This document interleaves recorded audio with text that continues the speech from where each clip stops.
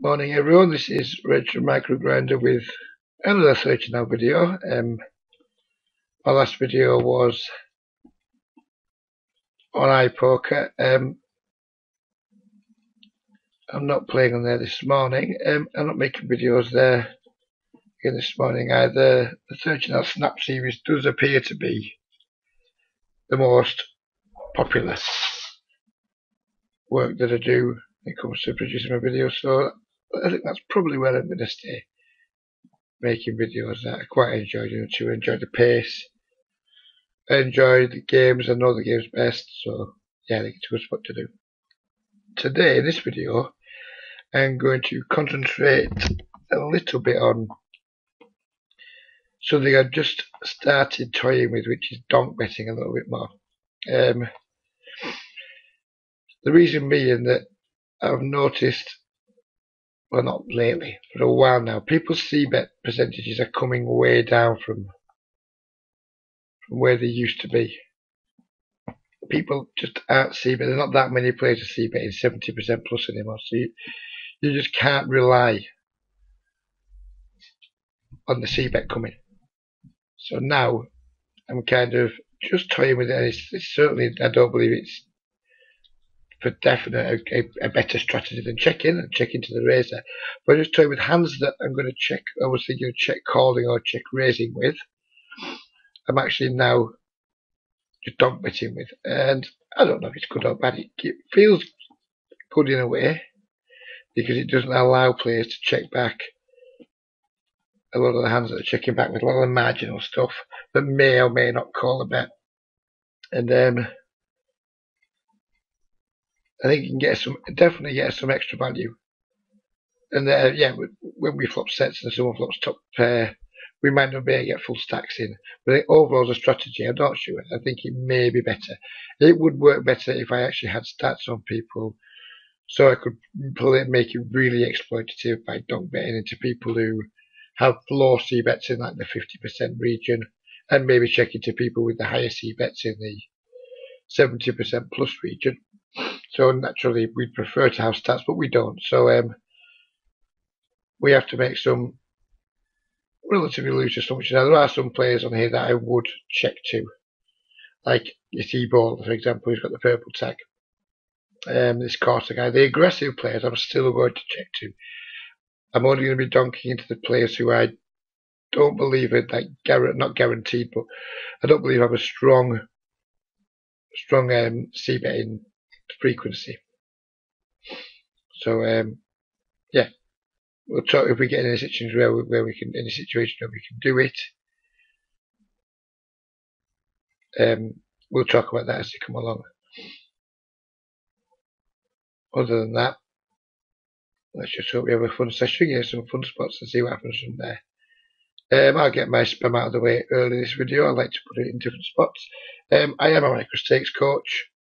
My rates are sliding. For 5-0 players and 2-0 players, it's $20 per hour.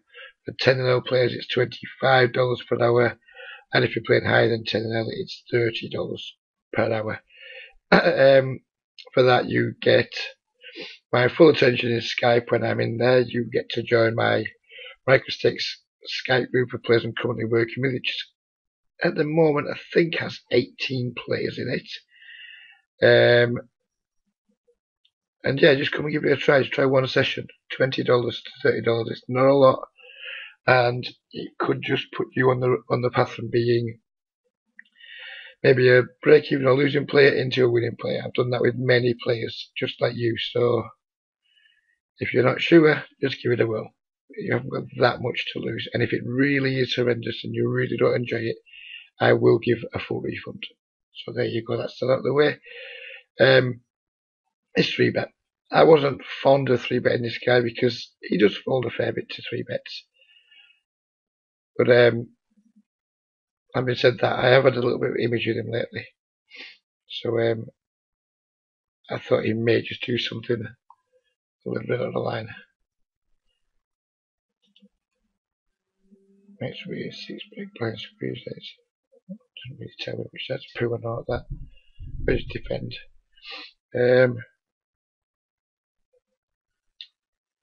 I'm just going to call here to keep the 2 limpers in the pot. I think 3-betting here and isolating myself probably against the guy, the best player so far that's into pot, wouldn't really be doing myself any favours. We want to be keeping these guys in the pot. And this is a situation where I'm absolutely just going to dog bet. And I'm going to bet fold. I don't believe either of these players are going to raise me on this board with as a bluff or with a worse hand.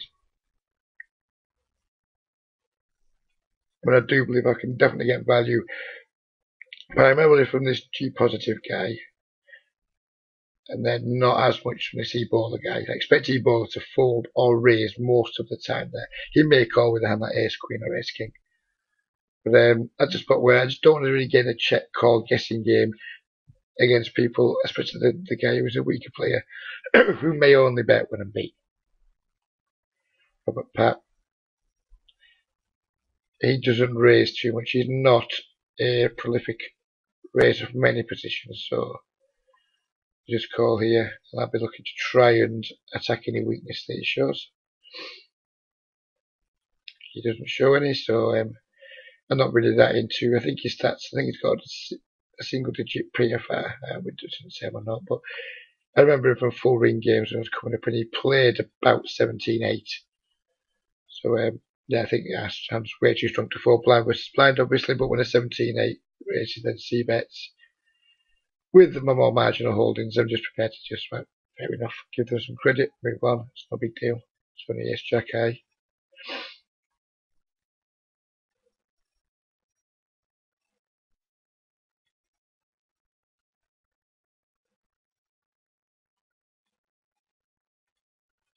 Interesting flop. I'm just going to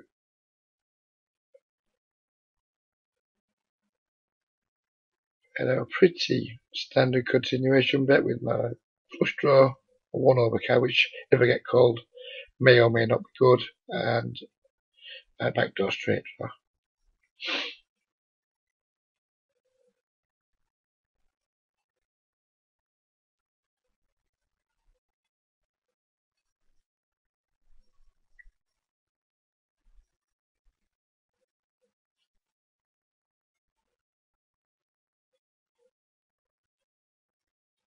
I'm hopefully going to be playing a somewhat wider, not a hugely much wider range, because my videos still are primarily aimed at losing and beginning players at the micro stake. So I'm never going to do anything really off the boards, really off the chart in these videos, but I am going to try and start playing some slightly wider range of small seats, just in the interest of making my videos a little bit more interesting. So the one criticism I do get in my videos is that I do play too tightly, which it's kind of how I play, but I don't play as tight in my normal game as doing these videos. But I do play somewhat tightly, but the reason I play tight in my videos is because I don't want to be doing things that I don't have time to explain. I'm playing too many hands, I don't have time to explain them properly, and then the people that are watching them, hoping to learn something, then are thinking, why has he done that? And then they misinterpret something I've said or something I've done, and they make a bad adjustment to their own game. So, as an example, I would open this in my own games if this player in the blinds had a slightly bigger stack. But I'm not going to do it here because I don't believe opening an 8-10 suited from middle position for a losing or beginning player is going to be a winning play. I think it's going to be a losing play for them, so I don't really want to do it. Although in my own games, if the small blind had over 50 big blinds in his stack, I would absolutely open it.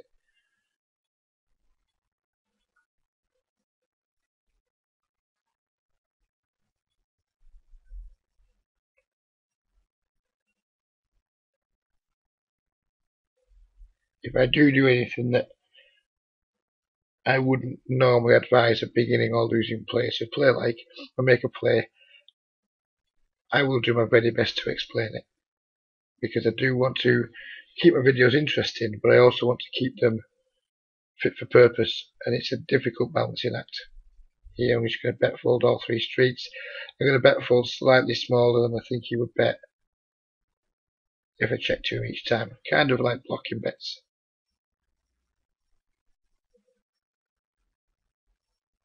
I don't know anything about this guy. His name seems Eastern European.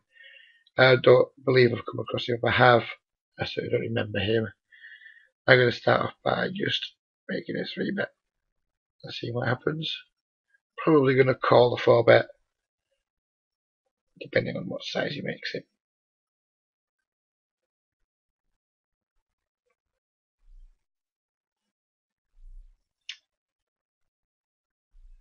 Again, I don't know anything about this HG Green character. He's from Belarus.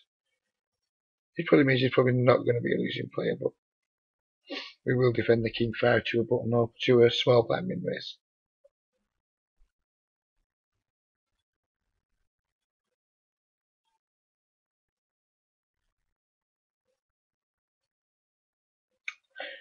I just flopped up to nothing here. Probably I could still have the best hand there quite easily, but we didn't flop anything whatsoever, so I'm not too worried about just giving it up there. Because of these 2 player stack sizes, I believe they're going to be weaker players. This guy probably isn't too weak because of his tag, but they're going to be weaker players, so therefore it means we're going to go to showdown more often, which means we need to be raising hands that win at showdown more often. 8-4 suited doesn't win at showdown very often, so that's my reason for not opening on the button. I may open that against 2 regulars, because it's way more likely we'll make them fold at some point. Here, if the baller opens, I will be 3-betting and getting in versus him for 2 jacks.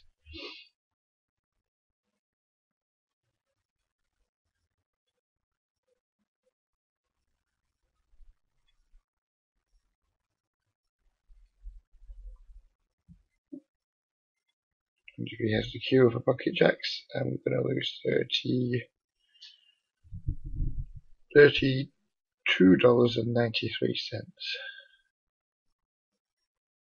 most of the time. Now, as you can see, he falls to a lot of 3-bets. Not a lot, but he's quite a laggy player, but he's not overly aggressive once the pot start getting big. But even with that in mind, we can't be 3-bet folding 2 jacks to a player like him. He would just completely destroy us if we were doing that. This bi positive guy who overlimped earlier is now looking like he may be a regular, turning up at a few tables. So maybe I've seen some regulars that are starting to overlimp. Maybe he's one of them.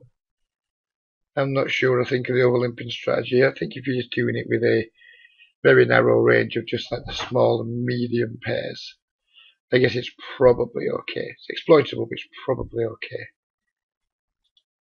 Equalizer again, don't know anything about him. This is the guy that I'm going to call and do a lot of donking at this flop. I might donk and then just check decide. If he raises me, I can just fold my hand, and I'm not going to be too worried about it. I clearly won't be folding anymore. I run good when I make videos. We're not going to get it all in here, so I'm just going to keep my bets on to keep the widest parts of his range in there. Try and keep a 7 in. This guy from Australia. No offense to Australian players out there, but it's less likely it's going to be good. So I'm going to 3-bet, expecting him to peel a lot of the time. It's not as good that this Matthew 6 has come along, but he's a pretty straightforward player. I think if he had a real hand, he would absolutely 3-bet. If he back raise jams on me, I'll be back raising, I'm just going to stick it in and expect to be good enough of the time. King Jack off isn't a hand I typically raise, but we've got 2 untagged players, even though I think HG is probably going to be some kind of regular. I'm going to check back here. I certainly don't have a 3-street hand. I don't mind taking the street off. The 2 and the 6, it's particularly hit him. I think you can definitely have King, Queen, Ace, Queen, those sort of hands too. He's that type of player. I'm going to just give up here with the King Jack off. So I'm definitely going to check back. I will probably just try and get 1 street with this hand. Probably that will be on the turn.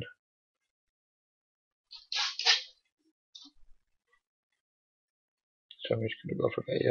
I'm absolutely folding to a raise here.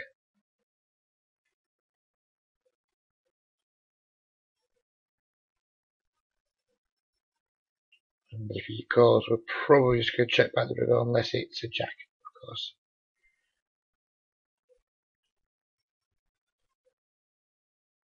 There we go. These type of players. I mean, I have no doubt whatsoever this guy has a set. Absolutely no doubt. It's the yellow tag. These players are just so passive. So I mean, I'm not even sure how to go. I think maybe I could have just checked and called the river there. They're really quite bad players. They're really weak tag. They have like a 5%, like 16-5. Those types. They just live to set mine. I'm quite annoyed with myself there. I think we kind of have to bet, but yeah, those type of players really. I mean, I'm a Nick. Don't get me wrong, but those type of players really irritate me. They just come along. They don't do anything all day. They sit play for hours. Played some really silly like 14/5, 16/6, and yeah, I mean, good for him. He's won $6 from me. But yeah, I'm not going to lie. Those players do get under my skin a little bit. But whatever. Zeppelin. Am I going to 3-bet you here? Yes, I think I am.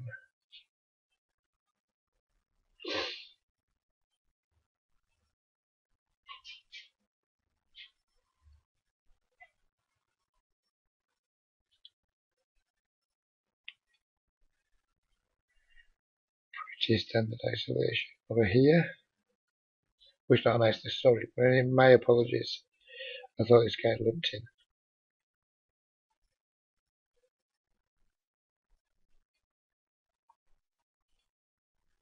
Just going to be better folding the whole way here against HT green.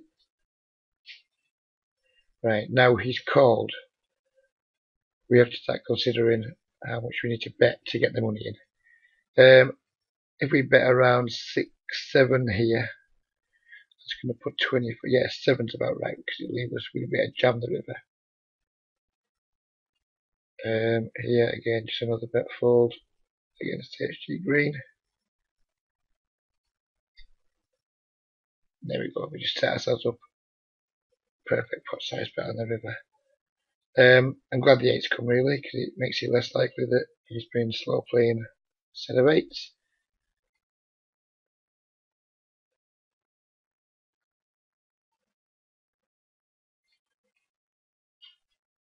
I don't expect him to call too often here.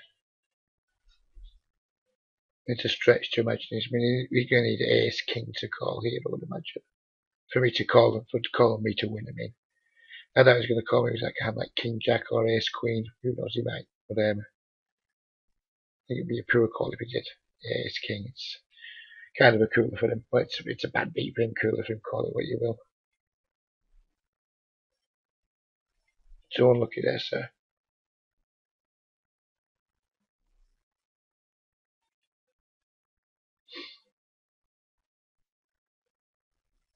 And you can see whether he's tanking on the river. He knew he didn't really want to call. But it's one of those situations. 3-bet pot, top bear, top kicker.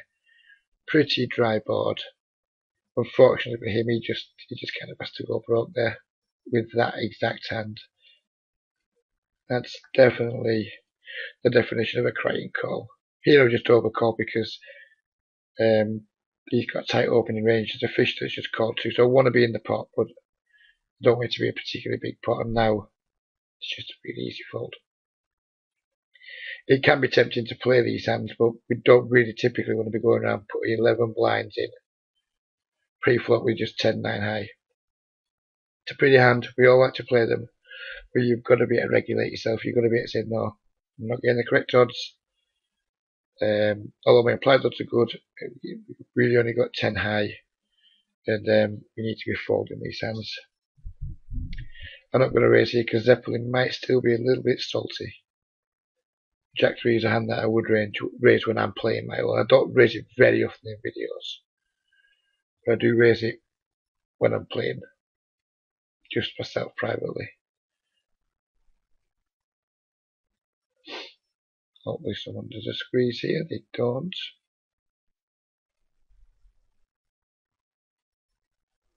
Like a very standard C-bet. That's don't recognise you. These games change so often. Player pool is so big. On these games, it's really has taken off as 30NL. The 50NL games still don't seem to be that popular with new and weaker players, but the 30NL games, just new players popping up all the time. I don't know what to say about the pool is now, but it's really very buoyant. I'm not going to C-bet this board. This is a really bad board. It hits his range way better than it hits mine. I don't have that much backdoor equity, so we're just going to maybe try and show our hand. I don't think we're ever going to be good.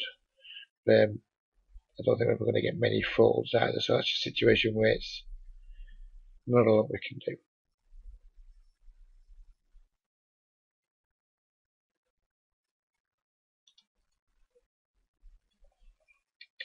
If it was suited here, I would do something, but off suit, it's going to make a tight fold.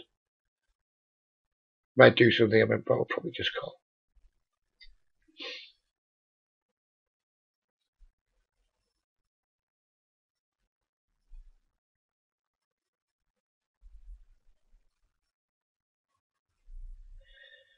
So up to now, we haven't really had that much opportunity to have a play around with Donkin, which is a shame. But at least we explained why I'm doing it, and if it comes up in future videos, I'm still doing it. We can certainly go over it there. Here, I would not normally call the Jack Queen offsuit versus a regular cut-off fold, but I would probably either squeeze or raise the 3-bet off fold. Because this guy's in the pot, I am just going to actually call. Because against this guy, my hand isn't that good, but with him in the pot, he actually adds some more value to it. So that's why I called there. Here I'm just going to 3-bet. Don't particularly want to get squeezed. We're certainly ahead of his button opening range. And once this checks through, I'm just going to take a stab at the pot. Because I don't believe I showdown value, we can get some ace highs to fold.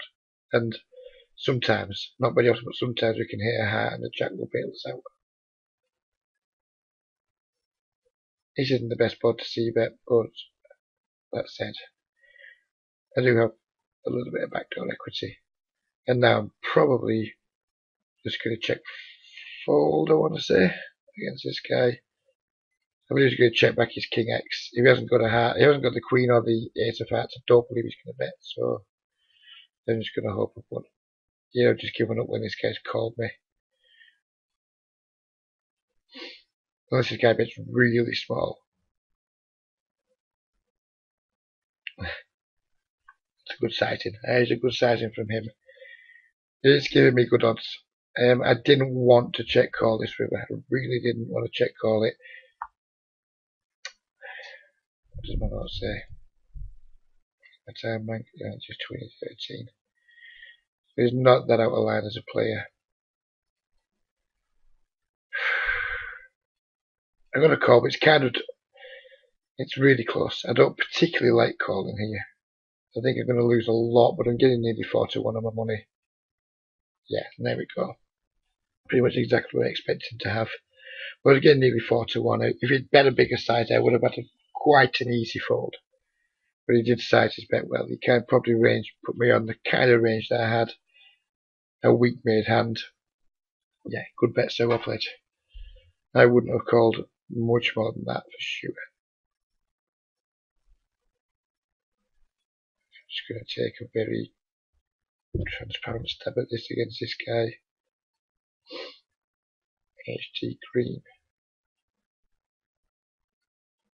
Never mind upon you yet. You seem like you're a regular Queen Jack suited. I'm just going to call.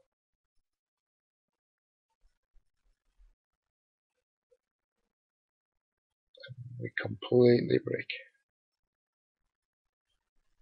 Oh, we get checked too. So we may just triple barrel here. Against HT green, I'm more inclined to barrel than I would be against the other guy who just called.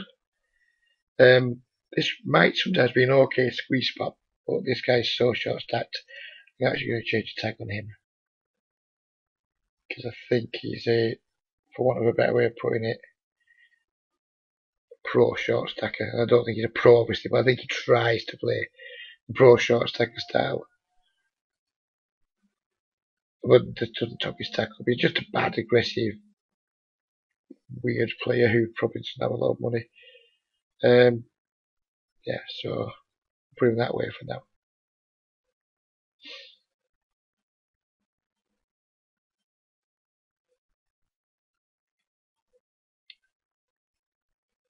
I'm not going to see bet here.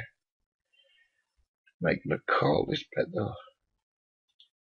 You know where you get us 30/20. So you're an aggressive player. I'm just going to fold though. He's bet into 2 players. I don't know what Shady Boy's going to do. I'm not drawing that well if I do need to draw. If I am behind, my hand isn't that strong. He could actually be crushed. So yeah. In the past, I've been tempted to peel there, but it just ends up there too often when it'll come a brick on the turn. He'll bet a similar amount, so you're getting better pot odds, but you know, you're still probably drawing really thin, and then it just ends up we end up losing a medium-sized pot with a hand that we never really have that much chance of turning into a winner. So I'll just get out early on.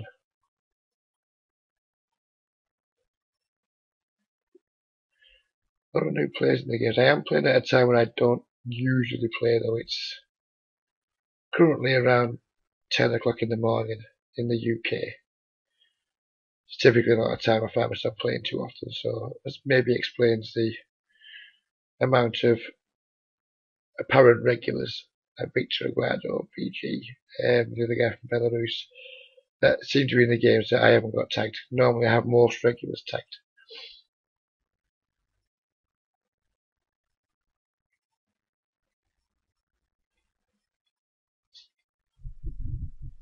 Not usually a hand I would isolate, but with 2 limpers.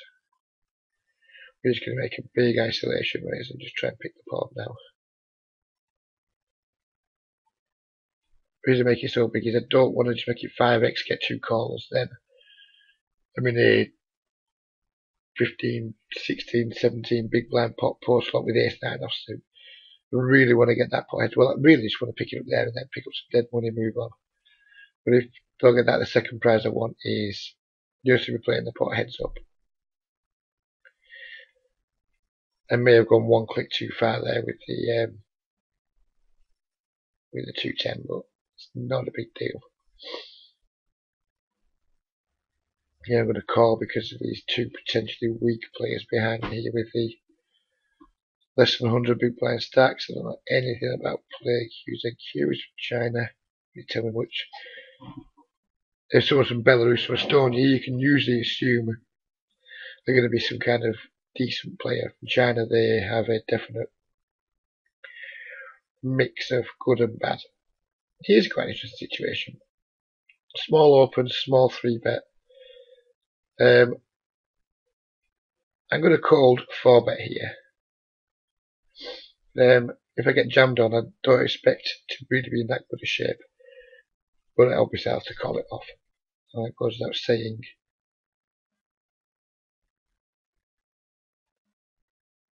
But I won't be thrilled if this guy peel. That's what I didn't expect. I did not expect to get peeled. I was hoping it was putting people in a jam or fold situation. I think when he calls here, I mean, I may be wrong because if he's a good player, which I'm presuming he may be because he's Belarus, which is a country that I respect poker-wise. If he's a good player, he can absolutely have some really big pairs in his range. He just decided not to 5-bet jam. So I'm certainly not going to start bluffing. This isn't if he's a bad player, this board hits him. So really, I think I'm behind pretty much all the time here. And on this board texture against someone who believes probably isn't making too many mistakes, I'm just going to fold and give up. I did not expect to just get peeled. Of course, I'm aware it can happen, but I didn't expect it to happen there with the situation that it was.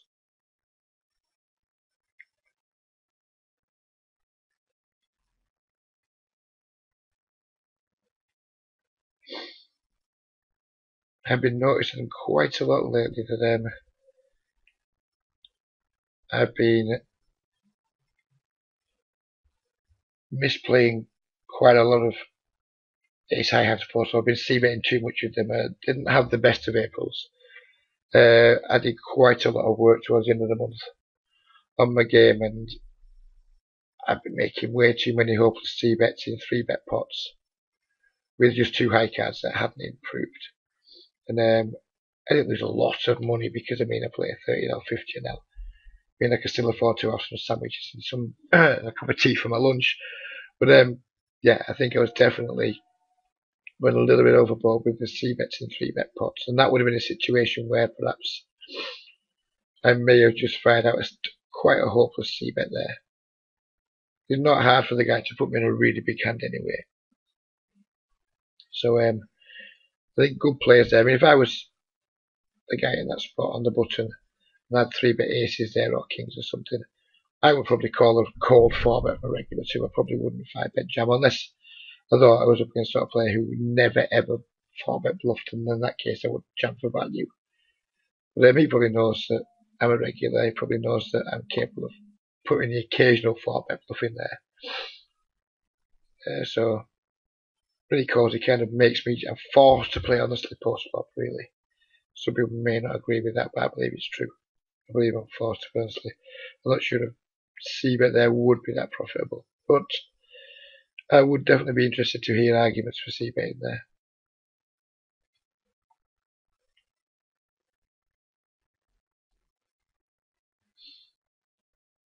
I'm just going to check back this turn. And do I squeeze and get it in against e-bowler with jacks? That is the question.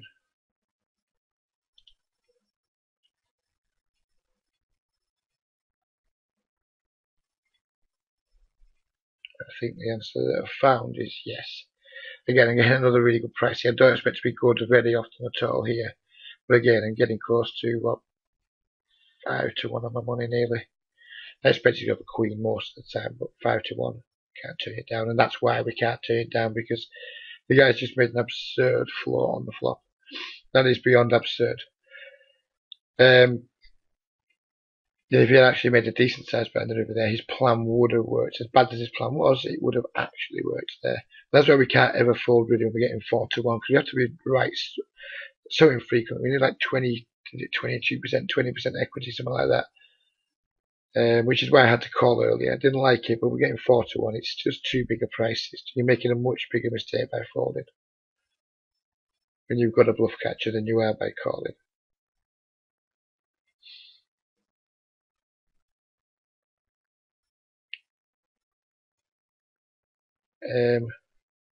Should the guy who just squeezed him a minute ago, he's put a really tiny, not too tiny, but compared to my isolation, it's small.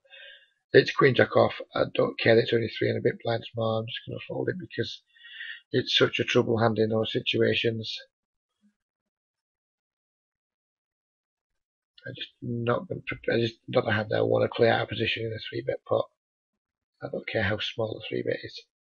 It's not something. It's not a situation I want to put myself into.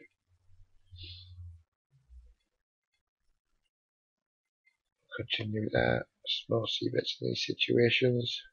I'm not trying to get to fold an ace. Obviously, we're trying to get to fold anything like pocket 3s through pocket 7s mainly. Do I want to barrel my gut shot?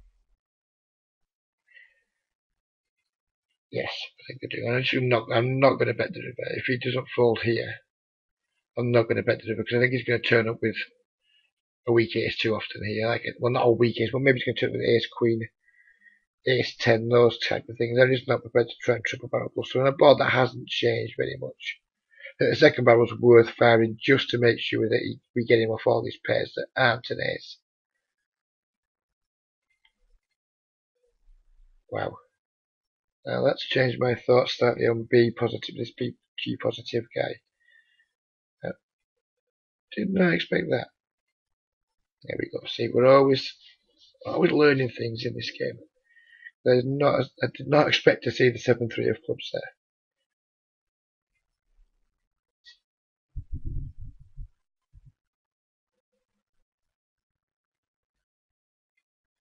This is why notes and reads are really quite important.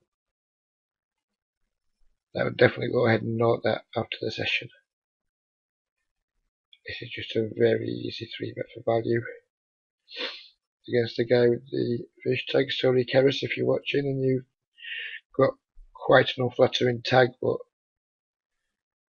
I don't mean to cause offence with my tags. If anyone does watching and see themselves tagged with something that they're not that pleased with, I mean no offence, but it does just mean to me that I do believe that you're a weaker player. You don't know I've seen something, or statistically you're a weaker player.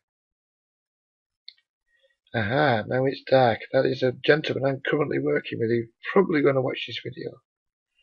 Hello, Cal. Unfortunately, Cal, I'm going to have to squeeze you here. So yeah, sorry about this, Cal, but as you can see, I'm not messing with you. And I'm going to make it this size. I'm not going to fall. I'm just going to stack off if... Wow, he's made it that size though, which kind of makes me think he's just got an absolute monster here.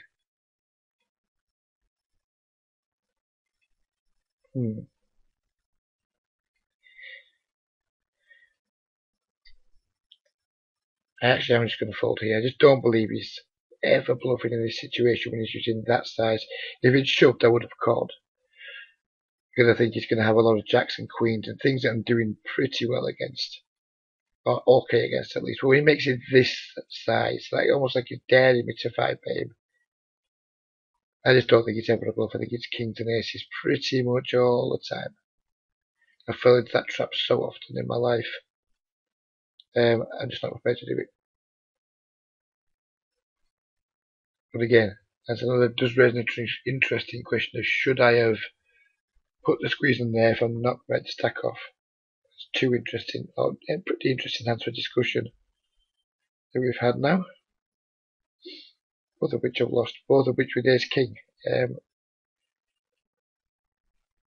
Not my favourite hand at the moment, ace king, I'm not gonna lie.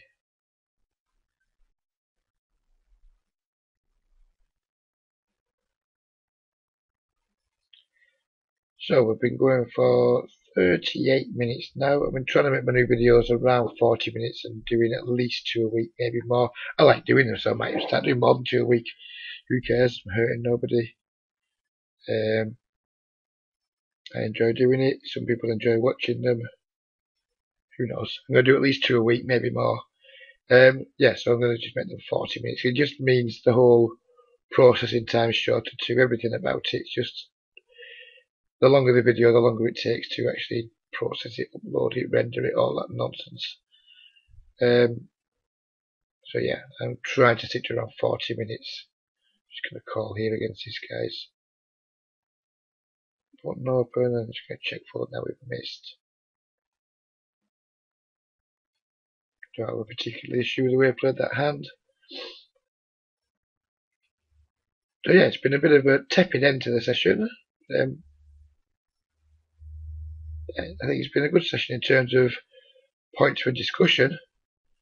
I actually think it's been one of my more interesting videos because we've had 2 spots where I've had to make some folds after putting a decent amount, but not a huge amount of money in the pot, but after putting a decent amount of some money in the pot with strongish hands, I've had been forced to fold either pre-flop or before the flop, which are always interesting points for people to think about. And even if you don't like my line, it may give you reason to think. You know, that's all I want to do in these videos is give people things to think about. Hopefully,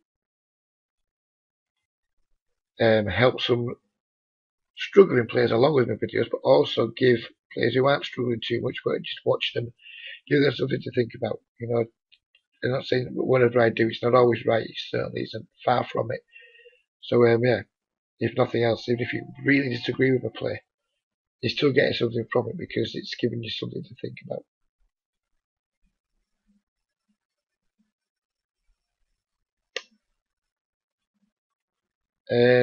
As it's the last hand of the video, because I really am going to sit around and set our next blind. We're going to play this hand. I just hope it might give us something interesting to discuss. And it does. That's just about where I'm not going to dunk into the bet, because I think in a 3-bet pot, you're way more likely to see bet, so I'm not going to dunk into him here. The donking was for single race pots, but I have every backdoor draw imaginable, and I have top pair, so I'm certainly going to check call and flop. And probably the turn, unless it's like the ace of diamonds or king of diamonds, something like that. And now, I think I am going to dunk, because I think he's going to check back a lot of stuff like aces and kings here on the turn. He's going to check it back a lot. If he's just in the habit of having a set or a straight here, well, I'm just going to pay him off. So it could be an explosive end to the video. And now he just folded. But I bet there, because I just think he's going to give up so often there with his air, and he's going to check back so often with pot control, his aces and kings, his ace queen, those type of hands. I think donking's absolutely the appropriate line there on the turn. But again, another hand where some people won't agree with the line. So please, if you got this far and you want to comment on them, please leave a comment either on YouTube, on Reddit, whatever else I post the videos. I'd be very interested and happy to discuss them with you.